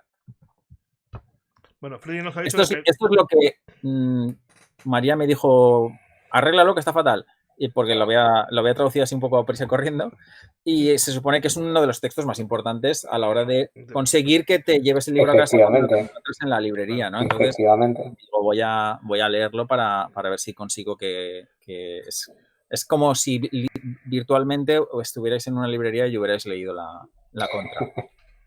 Bueno, pues nos ha dicho Freddy que quería leer los 3 libros. La edición japonesa, la edición en inglés y la edición en castellano. Pues seguramente debe ser una experiencia muy, muy buena, la verdad. Si se tiene están los 3 disponibles, se pueden comprar sin ningún problema. Entonces estaría muy bien poder hacerlo, la verdad. Pues creo que nadie se anima a preguntarte. Creo que le das un poquito de respeto, ¿eh? ¿Quién, yo? Sí. David sobre todo. Aquí una eminencia, pues impone más. Dos eminencias, ¿eh? Bueno, así es. Mira, David, cómo se escuda diciendo que no lo es.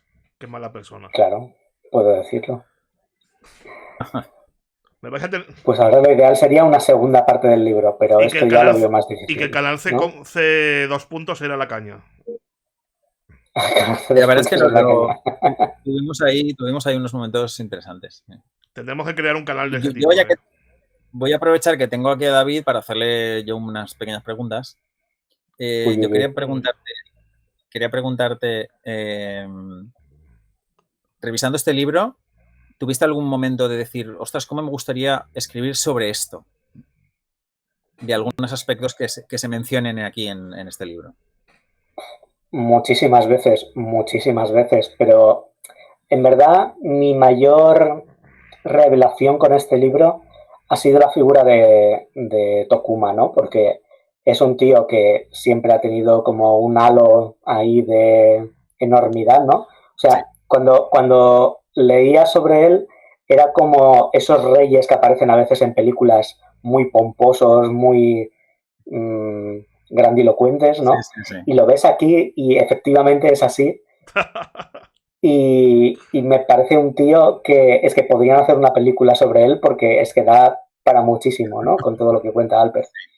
Entonces, creo que lo que más me interesaba era esa parte, pero luego ya dentro de lo que sería la parte de la producción en sí o cosas sobre el estudio, la verdad es que cuenta cosas interesantes porque también la dinámica que tienen de trabajar en el estudio lo comentan muy bien, ¿no? Porque eso normalmente es una cosa que no solemos tener acceso. Claro. Y también un poco la relación de los festivales, que también es una cosa que se dice, ha ganado un premio, pues muy bien, ¿no?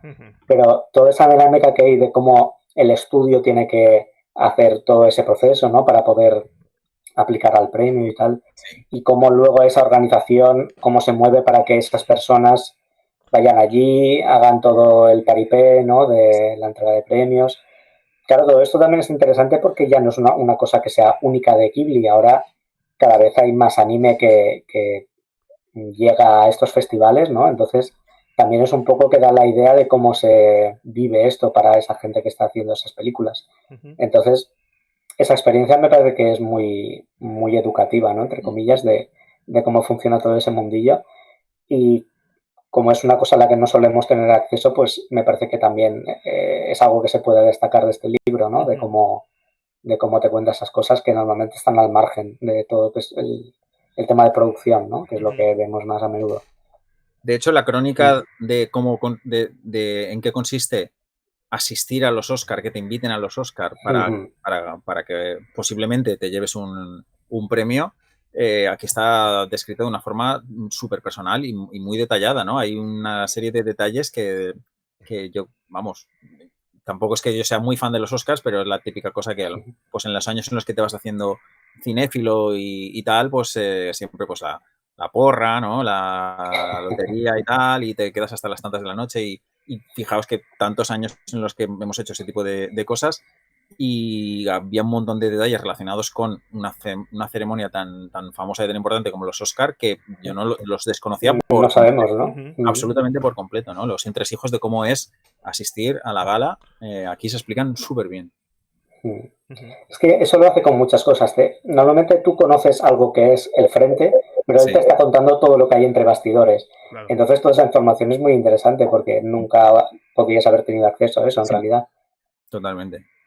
De hecho, hay momentos del libro en el que tienes la sensación de estar viendo una película de una persona que está metido entre bastidores en los sitios o los momentos más importantes de la industria del cine y la industria del anime de los últimos años. O sea, en ese sentido, la verdad es que es una gran obra, ¿no? La verdad no tengo, por no explayarme más, ¿no?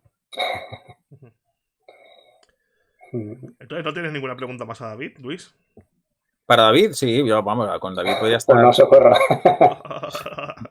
¿Cuántas más quieres que le haga? Bueno, no, que haga sobre el libro, porque no le vamos a preguntar sobre claro, aquí el entrevistado es porque Luis. no le vamos a preguntar si está escribiendo algo ahora, porque no puede contar nada. La conexión está fallando, no sé qué pasa. Oh no, se va la imagen, no sé qué pasa aquí. No, es que como ya escribe prólogo, ahora como se ha vuelto una persona importante, ya escribe prólogos para otros. Pero hay gente muy necesitada en este mundo. El pobre Felipe iba muy mal, entonces dijo, uff, ya estoy desesperado, el primero que pase. Y fuiste tú. Y llegué yo, ¿no? Y... Qué modesto. Pero muy agradecido, muy agradecido. Bueno. Sí. Venga, preguntemos. Vale, pues te hago otra pregunta. Hay un momento aquí en el que Alpert nos muestra cómo es el enterarte de cómo se hace anime en un estudio japonés de anime, porque él no lo sabía de primera mano, y nada más entrar en Ghibli, Suzuki le dice, aquí la forma de enterarse es verlo con tus propios ojos y meterte en todas las partes del proceso, ¿no?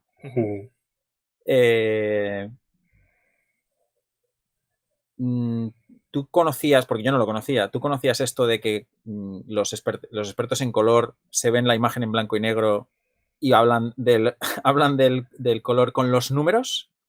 O sea, te juro que en el top de gente rayada en este mundo, los coloristas son un nivel aparte, porque es que es verdad, o sea, básicamente viven con números de colores, se saben todo el pantone de memoria, entonces ven la imagen y dicen, no, obviamente aquí va este tono. Perdona, pero este no es el número correcto, es 2 más abajo, que es un poquito más oscuro. No puede ser, hay que comprobarlo. Es una cosa de verdad de documental de la 2. Es muy buena, es muy buena. Yo sí que sabía que van por códigos, ¿no? Sí, pero jamás me pude imaginar que varios coloristas viendo una imagen solo de líneas pudieran estar hablando de aquí un 78 y aquí un 112. No, ¿qué dice 112? 118 no. Y para el carro, ¿no? Me resultó muy revelador y hasta qué punto pues el profesionalismo, ¿no? y las tablas que debe tener esta gente para poder hacer una cosa así. Pero está guay porque ya ves ahí perfectamente que hay como una especialización muy importante de cada parte del proceso, ¿no? Entonces, esto del color, hay gente que se dedica única y exclusivamente a poner el color, entonces obviamente son súper expertos en el tema. Claro. Y están, claro, se mueven básicamente con eso, que también es un indicativo de la evolución que ha tenido, porque antes, por temas de presupuesto, no se podían usar tantos colores, porque era como un despilfarro de a ver dónde vas tú poniendo más de 25 colores, ¿sabes? Estamos locos.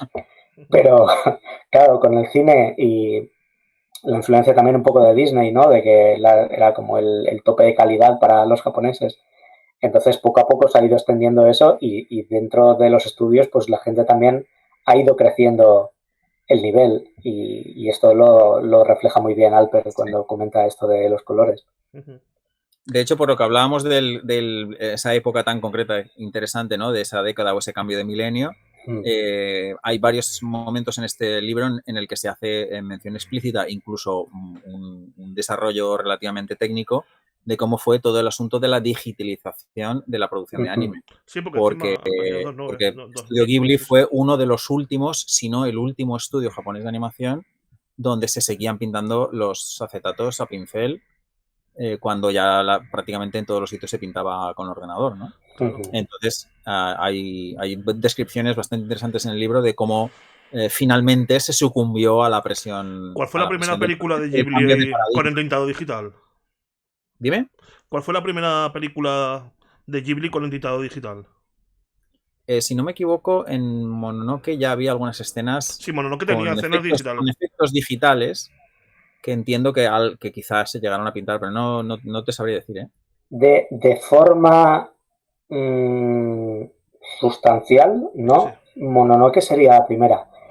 Pero me quiere sonar que Susurros del Corazón ya tiene un par de escenas que ya usaron el ordenador para poder manejar, ¿no? Cuando salen estas partes de fantasía del mundo de Blard, ahí usaron ordenador seguro. Y luego no sé si en alguno de esos paralajes tan mágicos que tiene también hubo un poco de mano de digital. Finales de los 80, ¿no? Fue cuando empezaron a meter... Sí. A partir de ahí ya dijeron, bueno, si el futuro es ya, pues hay que empezar a usar. Totalmente. Yo les voy a hacer una pregunta a los dos, ¿de acuerdo? En el caso de que Miyazaki lanzara sus memorias, ¿os gustaría traducirlas? ¿Y editarlas aquí en España? No, a mí ese tema no me interesa. ¿Para qué? Ni a ti ni a nadie, ¿no? ¿Quién quiere leer de Miyazaki? Yo creo que nadie de aquí, ¿no? Mira, Ana acaba de decir que sería un bombazo. Yo creo que no. Bueno, yo creo que, ahora ya fuera de bromas, yo creo que que habrán biografías, ¿no? Incluso gente como Alpert podría animarse a colaborar con más gente a hacer algo como una especie como de biografía, ¿no? De Miyazaki. Sí. Hay dos libros muy interesantes, se llama Starting Point y Turning Point, que es como un recopilatorio de ensayos y bueno, de textos en general, pero del propio Miyazaki y también alguno extra, ¿no? Sobre él. Y eso ahora mismo yo creo que es lo más parecido que podemos tener a unas memorias de él, porque cuenta muchas cosas de primera mano. Pero claro, ya tener un volumen propiamente dicho de él, eso ya sería como el santo grial, ¿no? Para la gente que es fan de Ghibli. A mí, por ejemplo, me gustaría, si pudiera ser, que un poco en la línea de este libro tengamos más como relatos de la industria, ¿no? Es decir, no solo centrarlos en un autor que es maravilloso, o sea, me encantaría, ¿no? O sea, conocer cuantos más detalles mejor de pues, algún autor o algún conjunto de autores, pero detalles de la industria en el sentido de tanto de bambalinas como de aspectos creativos que normalmente no te sirven para promocionar una obra y no tienen por qué salir a la luz, ¿no? Que son cosas ya que son más de carácter incluso de interés pues, de proceso cultural o de incluso antropológico, ¿no? Claro. Ese tipo de contenido yo creo que no hay tanto y habría que ponerse a bucear pues, en columnas o el propio Miyazaki creo que publicaba bastantes, ¿no? En el Animage y incluso en teóricos, ¿no? Teóricos japoneses que tienen acceso pues a muchos rumores, a mucha información que solo se conoce entre la gente de la industria, etcétera. Estaría muy bien rescatar alguno de los que ya esté publicado en japonés, por ejemplo. Pero bueno, esto es pues una oda al viento, ¿no? Ojalá, ¿no? Pero bueno, a ver, por digamos, cerrar también un poco la narrativa de este libro, ¿no? No de la que cuenta el libro, sino la de que este libro exista. Si os gusta, si el libro se vende y podemos incluso pensar en yo qué sé, en reimprimirlo o algo así, eso será una señal de que este tipo de publicaciones interesan, ¿no? Porque... y podemos ir buscando más. A mí, vamos, me encantaría seguir traduciendo sobre este tema, que ya sabéis que es lo que me toca la fibra sensible, con lo cual... Además es un tema que realmente conoces, que es algo que es muy interesante. O sea, que el traductor encima sea experto en este tema hace que todavía se enriquezca más toda la... Fíjate que yo no soy tan experto en Ghibli. Por supuesto, si te gusta el anime tienes que conocer algo, ¿no? Del tema. He aprendido un montón traduciendo el libro y hasta el punto que es lo que te pasa, ¿no? No sabes... No te enteras de lo poco que sabes hasta que empiezas a aprender algo, ¿no? Entonces, ahora mismo que ya conozco algunas cosas, sobre todo gracias a este libro, de los entresijos, ahora es cuando me da ganas de conocer todas las otras cosas que no se cuentan allí. Claro. Y incluso más de la época pre-Ghibli, ¿no? Todo lo que ocurrió con Nippon Animation, lo que pasó con Telecom, la famosa posible producción de pues, Little Nemo, ¿no? Que se quedó yo no, la he visto como a cachos, como quien dice, pero podía haber sido como el primer gran hito de largometraje de anime japonés para el mundo. Se quedó un poco en una especie como de burbuja pinchada también, ¿no? Hay tantas cosas que son como, pueden ser como incluso leyendas negras de la industria del anime que podrían investigarse o contarse, que quizá más por ahí. Sí. Bueno, una cosita. Freddy nos ha dicho que las memorias que teníamos que hacer son las memorias de Goro Miyazaki, troleando, evidentemente. Pobre. Pues eso sería muy interesante, ¿eh? Sí, muy interesante. Más de lo que parece, ¿eh? De hecho, lo que hemos visto ya en algunos documentales ya es para de pan y moja, ¿eh? Sí.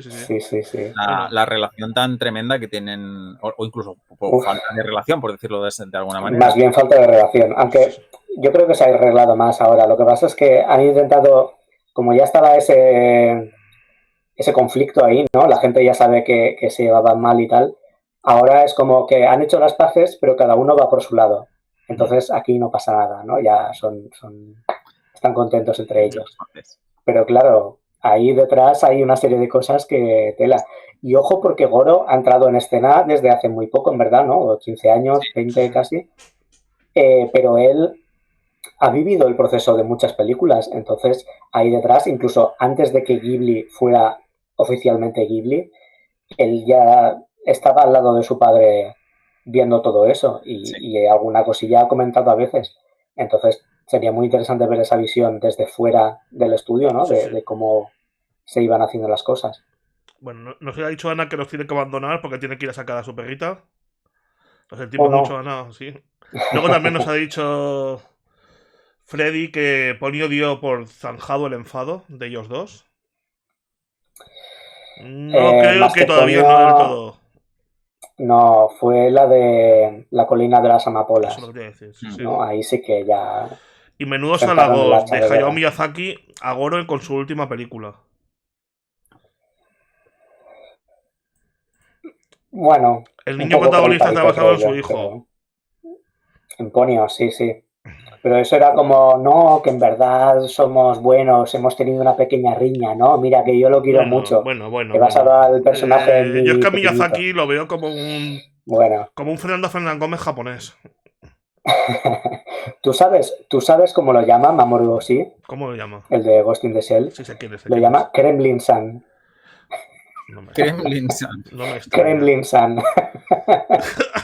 Porque los lleva a todos en el estudio así firmes. Yo he llegado a escuchar alguna anécdota sobre las audiciones y sobre todo sobre las grabaciones de la Seiyu y algunas cosas son terroríficas. Bueno, a los actores los cuida bastante, en verdad. Ahí Sí, lo cuenta, pero ahí es lo muy cuenta. recto, tiene que hacer todo Pero sí, sí. O sea, él quiere la y cosa eso lo de tenemos en una el manera libro. concreta y es eso o nada. Entonces, eso es lo que hay. De hecho, hay una crónica aquí, un episodio sobre un momento de grabación de una frase de la princesa Mononoke La princesa Mononoke, sí, sí, sí. que se la hace repetir a la actriz, se la hace repetir, si no recuerdo mal, del orden de 30 veces.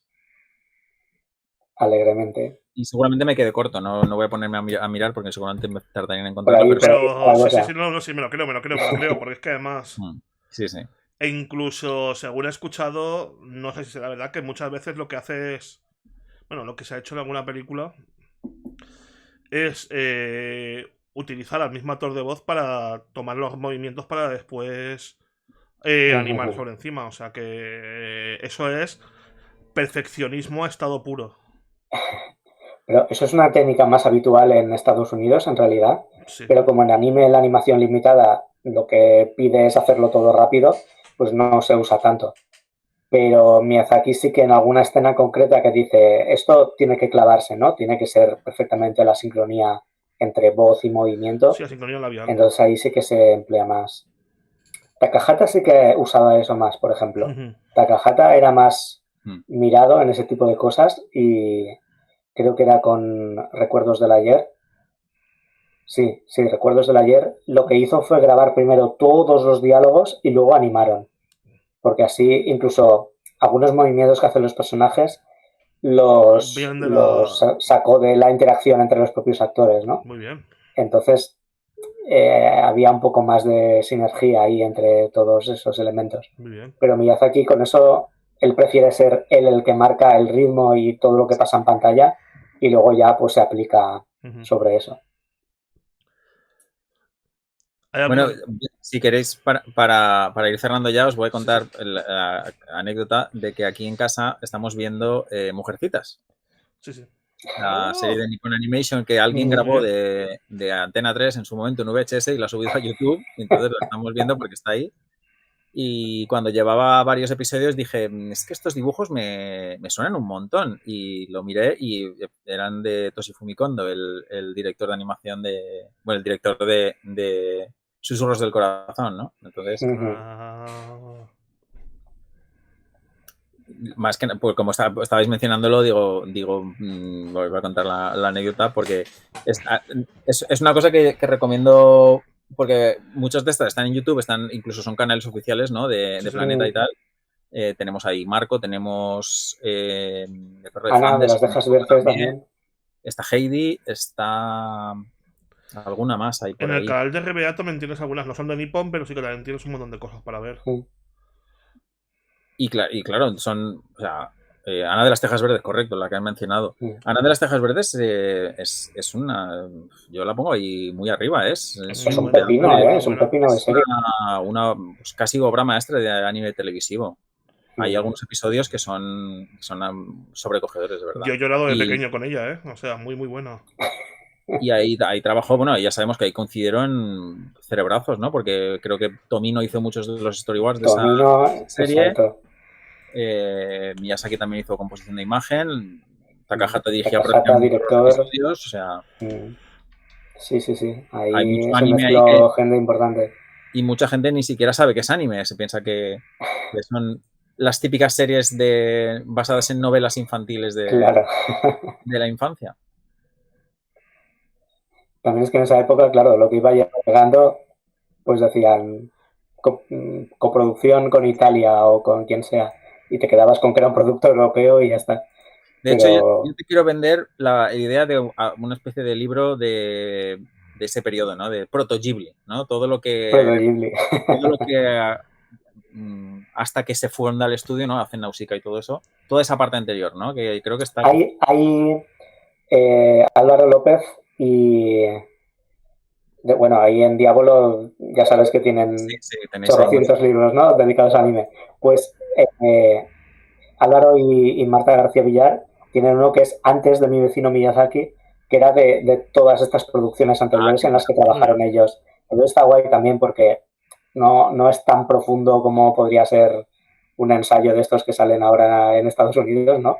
Pero que para apreciar bien cómo fue esa producción y todo lo que implicó también aquí en Europa, ya da una visión bastante buena de todo eso. Entonces, bueno, no es lo que pedías, ¿no? Pero bueno, que a nivel de introducción está muy bien. Pero que te digo, no es lo que pedías, hazlo tú.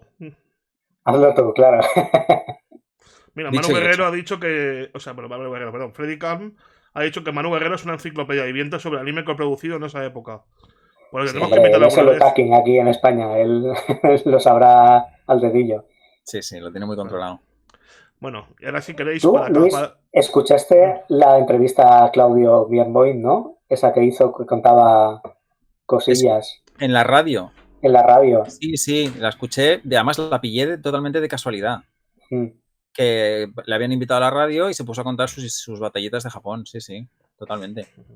Ahí también había material bueno. Ahí, de hecho, yo coincidí con el nieto en un evento y nos intercambiamos el contacto y una de las cosas que hablamos es que había que sacarle todo eso porque creo que eso está por escribir. Esos detalles están por escribir.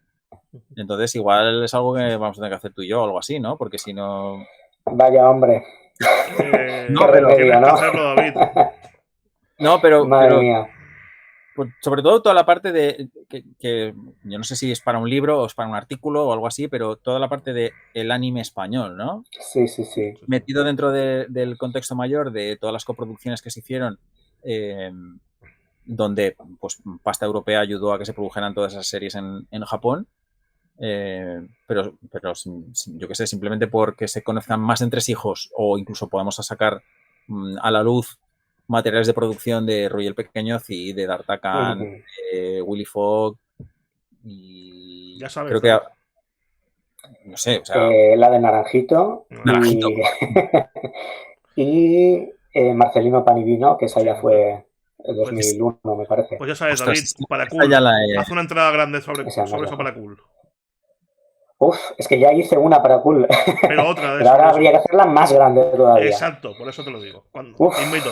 Ahí hay un reto guay, en verdad, porque todo eso está por escribir, es verdad. Pues venga, ya sabes lo que tienes que hacer. No es poco material, porque las que se hicieron en España eran pocas, pero si ya juntas todo lo que se hizo en esa época con BRB y todas las otras europeas que participaron, esa década de los 80, es que ahí había un montón de cosas. Ahí se puede... Que además es una cosa que solo nos interesa a nosotros, entre comillas, ¿no? Porque obviamente Japón no va a escribir de eso y en Estados Unidos les da igual también. Entonces, si no es alguien de aquí, de este territorio... No sé qué decirte porque es un paradigma. Yo no esto he pensado bastante. Bueno, bastante, a ver, dentro de lo que doy. Porque estás en la ducha, ¿no? Y piensas... Sí, un poco por ahí. pero... y es un concepto, porque a ver, siempre dices, ostras, me molaría hacer un libro de esto, y luego no hay tiempo de hacerlo, pero lo que podríamos llamar, que yo sí que lo menciono a veces en redes sociales, el anime oculto, ¿no? Todo ese anime que se produce en Japón y en algunos casos con prácticamente cero de input extranjero, pero digamos producido con dinero de fuera o en gran parte por encargo. Que está sin crédito, o sea, prácticamente solo los que estaban trabajando ahí saben quién hizo qué y cuántas personas estaban involucradas. Como los Osos Gumi, por ejemplo. Por ejemplo, exacto. Todo lo que Tokyo Movie Shinsha hizo con la etiqueta de Disney Japan, todas estas series que, bueno, ¿recuerdas esta de Orbots, ¿no? La que hicieron Sugino y Dezaki para Estados Unidos. Yo qué sé, todo lo que hizo Toei para Marvel, ¿no? G.I. Joe, Transformers, o sea, es que hay una, si te pones a estirar de hilo, hay una retahíla de producciones que mucha gente no sabe ni siquiera que se hicieron en Japón o que son anime o los nombres, en algunos casos, súper sonados. Claro, porque muchas veces es como que la etiqueta que pone es americana y tú te lo crees, pero detrás es todo el equipo japonés. Entonces... Inspector Gadget, Ulises 31, Los Diminutos... Las Tortugas Ninja, las primeras temporadas de Tortugas Ninja... Yo qué sé, es que hay... Batman, la serie de animación... Guardianes de la Galaxia... Hay muchísimas y además son un poco como software perdido, ¿no? Hay muchas de esas series que ya no se han vuelto a editar. Seguramente los masters o las filmaciones, los materiales fílmicos están totalmente perdidos. No habrá forma de hacer un máster en HD. Hay una especie como de Atlántida, hay ¿no? Un vacío, sí. ¿Verdad? Que nos afecta a todos, porque por ejemplo, solo en Francia, conocer más de los entresijos de cómo se llegó a hacer, que seguramente sí que hay algo, ¿no? Yo que sé, en Animeland o sitios de estos, seguramente se publicó en algún momento algún artículo, ¿no? Pero un libro donde se vea eso transversal, ¿no? Acerca de, pues, tanto Estados Unidos como Europa, como otros sitios de que le hayan podido pedir animación a Japón. Yo creo que ahí hay, como mínimo, un librito interesante ahí. Sí. Es que ya estamos liando. Es que me estáis liando ya, me estáis liando ya. Bueno. Y no es la única cosa que te vamos a liar, o sea, tú sabes que si nos quedamos aquí... Madre mía.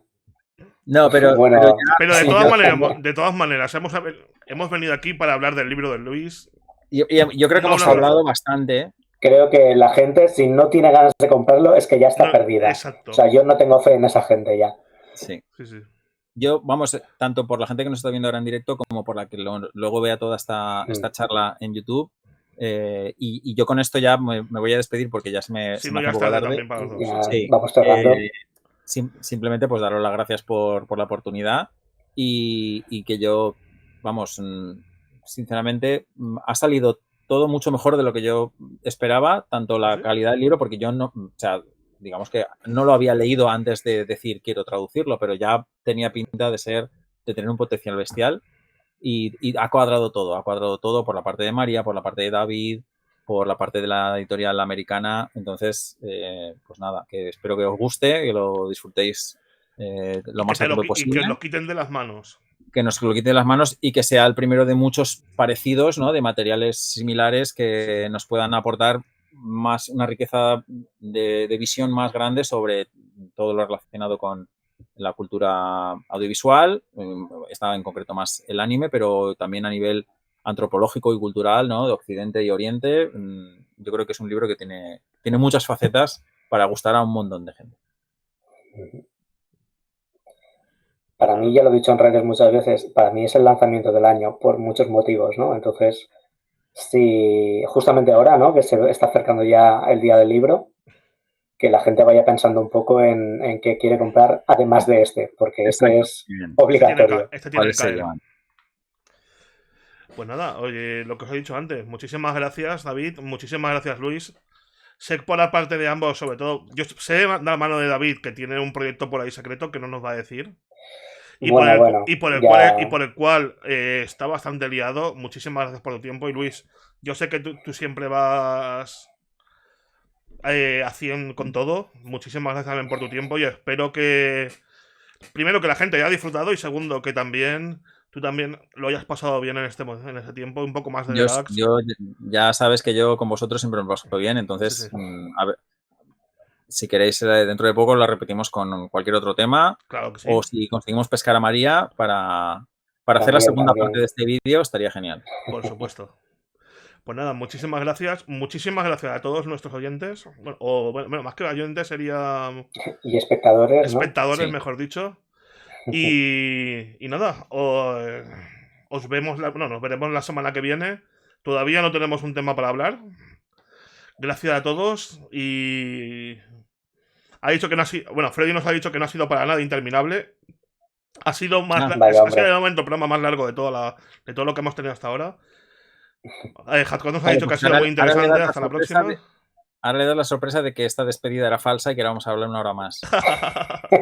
Bueno, Hardcore nos ha dicho que es muy interesante y Lance nos ha dicho que muchas gracias a vosotros, guapos. Yo creo que además necesita gafas. Muchas gracias. Puede que sí. Lo digo por nosotros dos, no por tú, Luis. Tú eres aquí el bonico. No, ¿qué dices? A ver, ya empezamos con... El templado. Bueno, yo creo que somos la vanguardia de la Polineo valenciano. Sí. Correcto. Exacto. Correcto, no puedo estar más de acuerdo con eso. Lo que os he dicho, muchísimas gracias por estar ahí. Gracias a vosotros. Nos vemos. Una pasada y ojalá repetir pronto. Claro que sí. Nos vemos la semana que viene. Un saludo a todos. Venga, hasta luego. Venga, un abrazote.